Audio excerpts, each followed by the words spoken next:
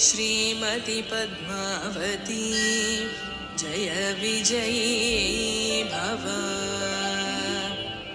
क्षीराम्बोराशिसारैः प्रभवति रुचिरैर्यत्स्वरूपे प्रदीपे शेषाण्येषां मृजेशाण्यजनिषतः सुधा कल्पदेवान् गणाद्यः यस्या सिंहासनस्य प्रविलसति सदा तोरणं वैजयन्ती सेयं श्रीवेङ्कटाद्रि प्रभुवरमहिषी भातु पद्मावती श्री।